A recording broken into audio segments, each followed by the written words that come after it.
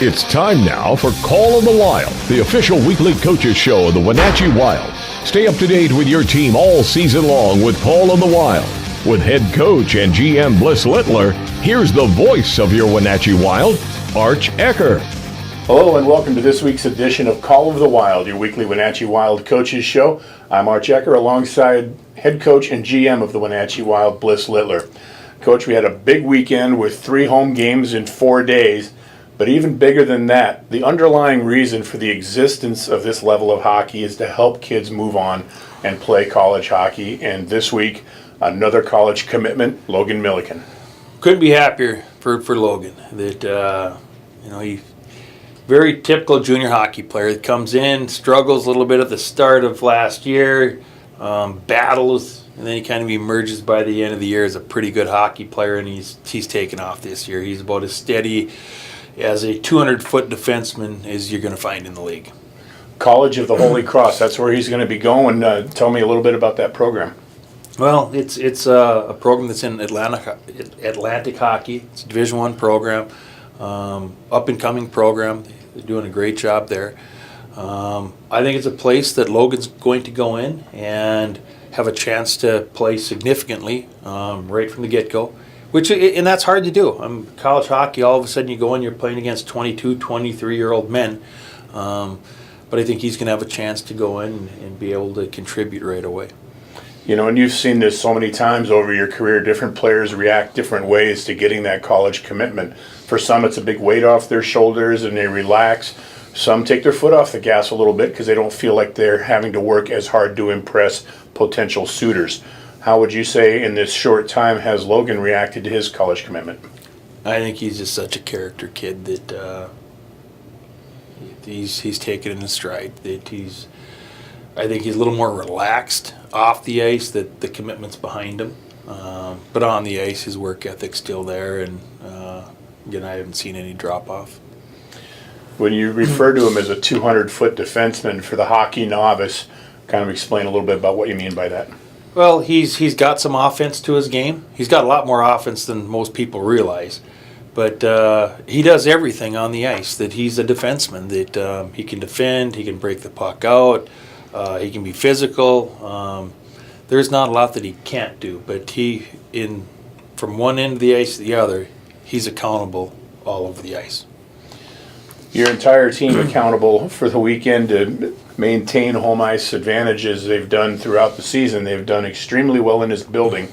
You come home, you had the Alberni Valley Bulldogs. That's the first opponent. This was on Friday to kick off the 3-game weekend. So let's talk a little bit about that game. Of course, you surrendered the first goal early. It wasn't really a power play goal exactly, but it may as well have been. Mm-hmm. Yeah, right after a guy came out of the penalty box, they ended up scoring. So basically, it was a power play goal that we never got back to 5-on-5 where we got in our defensive zone. But we had a chance. We were breaking the puck out, and we were thinking offense at the wrong time. We had a turnover there, and actually their kid, who I believe he fell down, he was late coming out of the zone, and he just happened to be standing in front of the net where we turned the puck over, passed to him, and it was kind of a tap-in. I was pretty happy with how we played. All 3 zones, special teams were good. I thought it was a very good effort. Not to give anything away, but after surrendering that goal, you didn't surrender another goal the whole rest of the weekend. It's a combination. It's a team effort. It's not just the goaltenders playing well. It's every guy on the ice, forwards and defense combined. Yeah, you're definitely right.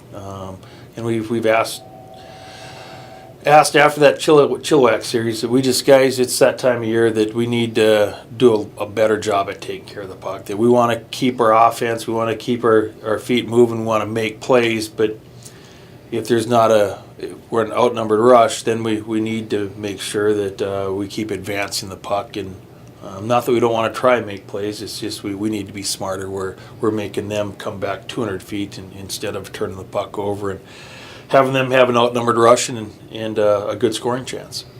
When you're having trouble putting the puck in the net, the recipe is generally go to the net. Mm-hmm. Get someone there. You're trailing 1-0 to Alberni Valley. You got bodies in front, a bouncing puck. Dakota Raby just happened to be the guy that was right there. But again, if he doesn't go to the net, that opportunity's not there. It's every team in junior hockey, college hockey, pro hockey. The LA Kings won Stanley Cup on the same play as, pass off pad, but you have to be going hard at the net, and that was kind of a textbook, what do we call pass off pad. So then the Wild continued to roll and eventually sealed the victory with the empty net goal. Matt Baker sending it down to the empty net. 4-1 is the final there, and you come back the next night. You got the Cowichan Valley Capitals in town. It's the first time you'd seen them all year, not really knowing exactly what to expect, but maybe having a little bit of history with their coach. So you had some idea as far as structurally, but did that game pan out? Not talking about the result, but the way it played. Was it what you expected from that team? I think so. We once we got the lead, I think they got a little frustrated that they got beat the night before, and they come into our building and we really took it to them as far as puck possession. That I thought we did a great job at keeping the puck in their zone. They took some penalties, we score, frustration builds, and then it got a little chippy. But again, we know that we get to go up there and play them in a couple of weeks. So I think it kind of played out how we thought it might. I mean, we weren't thinking we're gonna the end result, the score. Obviously, you never go in thinking that. But and we went in. We thought that we could exploit maybe their foot speed on the back end, and so I think we did a great job of that. Your young line with Morton, Weatherby, and Souter, you put those three guys together, and they paid some big dividends over the weekend, and particularly Saturday night. That line brings a lot of energy. And people, those three guys are going to be household names next year. All three of those kids will play a lot of minutes in a lot of situations next year. And I'm really proud of how far all three of them have come so far. That they're starting to eat up more minutes each night, and they do a good job keeping the puck in. And all three have a little bit of offense to them. That I think you're going to see that little bit of offense turn into a lot of offense pretty soon. So you get through Friday and Saturday. Anthony Amnitsky plays outstanding. Made some unbelievable stops on the Friday night game. Devin Cooley gets the shutout on Saturday, and he played well when called upon. So then you're sitting there Monday afternoon. You got to fill out your lineup card. You got two goaltenders that are both playing pretty well. I don't know if it's a coin toss or a gut feeling or what it is you go with, but you chose to put Devin Cooley in, and he rewarded you with a decent performance again. Yeah. Again, Anthony, he's played well, and he's right now we have two goalies that are playing well. If you look at the numbers over the last 15 games, their numbers are pretty good. And it's just a matter of getting Devin in against Coquitlam, and wanted to do that and reward him for a shutout. So again, in the first period, the idea was, that you're coming off of a couple of days where you played two games, had a short day off. You come out, you want to try to do all you can to empty the tanks a little bit, because you can't rest against a Coquitlam team that had won two in a row. And right out of the gate, you outshoot them 21-2 in the first period. Just obscene numbers. The one goal that goes in, Jimmy O'Brien, and talk about that play. Well, that was a similar play. Is Dakota scored the night before to get us on the board, where that's what he's shooting for, is a pass off the pad with the guy going hard to the net. And you know what, he just got it underneath the goalie's pad, and it snuck in. Yeah, he had Troy Conza was driving right up the middle looking for that rebound. Yeah, it never happened because he was too busy celebrating. Yeah, it was just again, it's a play that every team works on, and he got the shot away real quick. I think it may have surprised their goaltender. May have, and then the second period, keep your foot on the gas, more of the same as you outshoot them 20-3 in that second period. I know you talk a lot about puck possession, and when you have the puck, then the other team's not getting shots on your goal, but was there anything more to it that led to the success as far as that over the weekend? Well, I guess we talked a little bit more about getting bodies to the net, that we got a lot of pucks there, but their goaltenders appeared to be able to see most of the pucks. And so I thought we did a little better job at getting our body and getting somebody in front of the net to screen their goalie. That's exactly the way the second goal played out. A nice transition, the zone entry with Charlie Combs coming in, and he cuts across in the high slot, leaves a little drop pass for Rockwell. Rockwell fires it at the net, but right in front, traffic in the form of number 23, Brendan Harris, and he gets the redirection. Yeah, that was nice. Again, it was a nice play. A little cut and tuck there with the drop, which was nice, and you have Harris going to the net, and that's just all around a good hockey play. You had one more in the third period, and A.J. Vanderbeek hits the 30-goal mark, and the 30-goal plateau it's noteworthy. It doesn't happen a whole lot, and in franchise history, it hasn't happened a whole lot. And this year, you've got two guys that are there already, and for Vanderbeek, I mean, we keep talking about him, but he keeps making us have to. Yeah, you know what? He's a goal scorer. So it only makes sense to get him the puck, and when he gets it, to shoot it. That he's doing a nice job. That I have a feeling that it's not going to be too far down the road, and he'll make his college commitment. I mean, he's got several good choices right now, and it won't be long. So a 3-0 win over Coquitlam on Monday night, and then that wrapped up the 3-game portion of the homestand. There's still home games left. It's a 6-game homestand all in all, and the final 2 games will be played against the Prince George Spruce Kings coming up this coming weekend. We'll take a quick break. We'll come back to take a look ahead at that series as we continue. This is your Wenatchee Wild Hockey Network.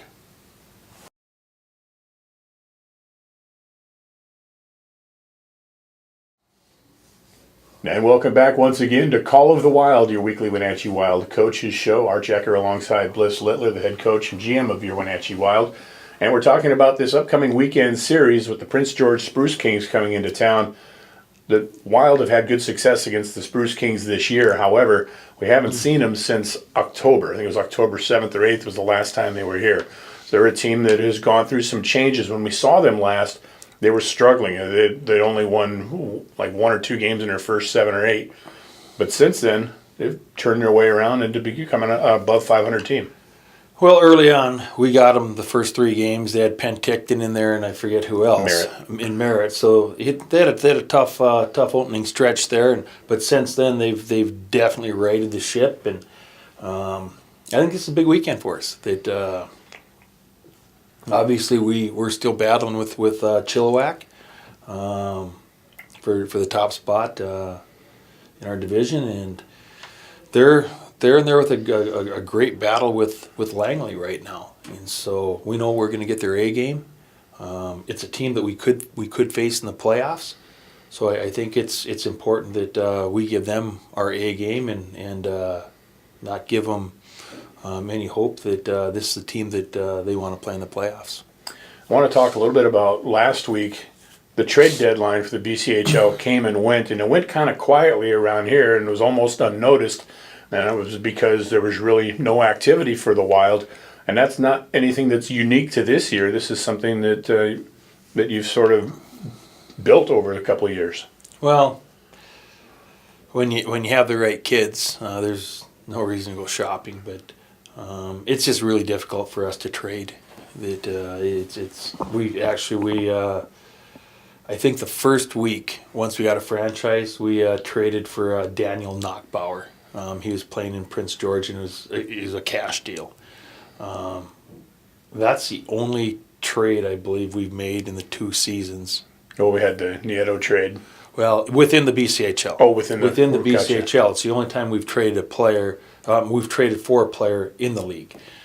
And then this year, like you said, the only trade that we've made was Nieto for Cooley.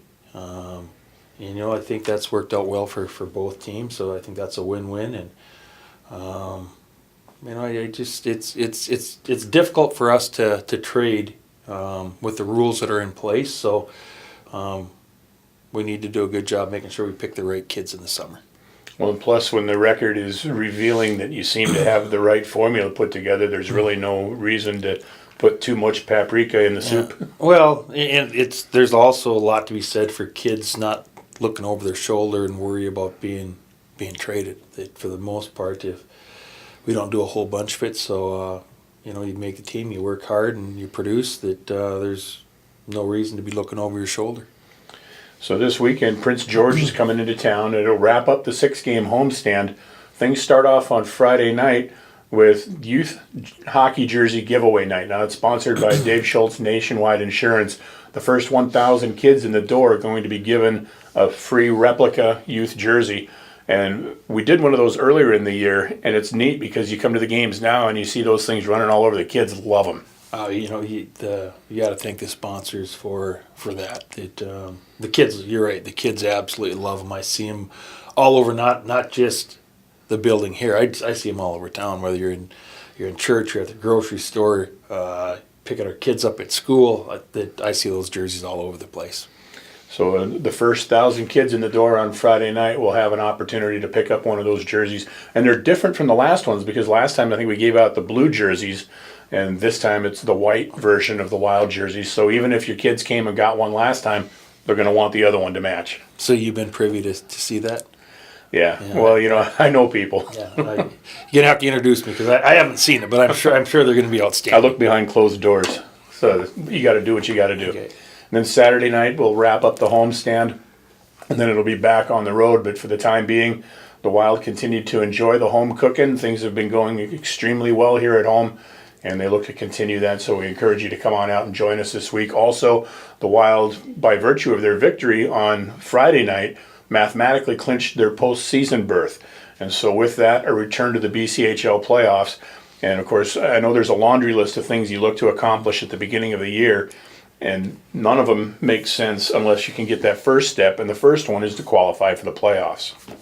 Check the box, and then look for the next box to check. But that's just checking the first box, and obviously we have a few more boxes that we'd like to check on the way before we finish our season. But you're right, and if you don't check that first box, it's tough to get to the end one. Playoff tickets for season ticket holders are available now. You can call our office at 888-7825. That's 888-PUCK for season ticket holders who have the first right of refusal to renew their seats through the postseason.